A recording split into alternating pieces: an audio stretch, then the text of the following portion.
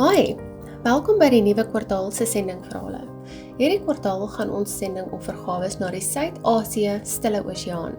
Vandag se sendingverhaal se tema is die omgee wa.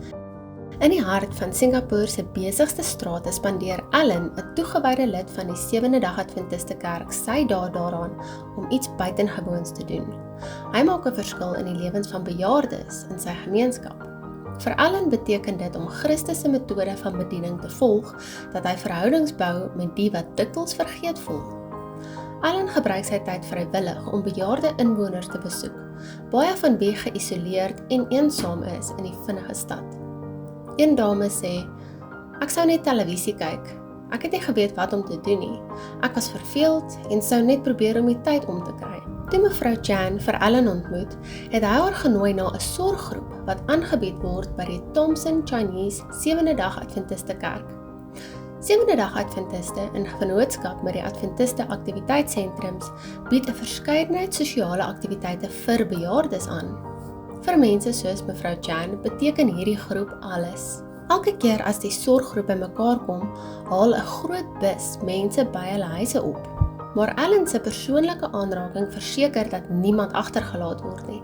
Hy bestuur 'n busie vir die wat nie fisies op die bus kan klim nie en spandeer tyd om met hulle te gesels en hulle spesiaal te laat voel. Ek is baie dankbaar dat elke keer as ek gaan, almal so liefdevol is, altyd omgee vir my en my hand vat om saam te loop.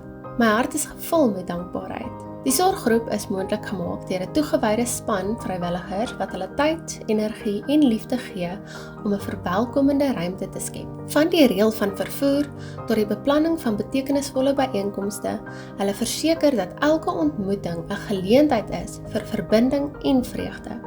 Of dit nou 'n kreatiewe projek, of 'n stewige maaltyd, of 'n oomblik van besinning is, die span se pogings skep 'n atmosfeer van warmte. Die sorggroep byeenkomste het vir baie bejaardes 'n reddingsboei geword. Deur Alan se werk en liefde van kerklede, vind hulle nie net gemeenskap nie, hulle ontdek 'n gevoel van behoort. Alan se pogings herinner ons daaraan dat wanneer ons Christus se metode van bediening volg, ons lewens kan verander. Een hart op 'n slag. In bruisende stede soos Singapore, waar sendingsuitdagings volop is die behoefte aan Jesus se liefde en verbinding dringender as ooit. Deur die toewyding van Adventiste soos Alan, vind die bejaarde gemeenskap in Singapore nuwe hoop, vriendskap en geloof. Dankie dat jy 'n mildelike offergawe beplan vir 28 Junie. Liefde en groete van my, Marlena Nel namens SSL. En onthou, jy is ook 'n sendeling.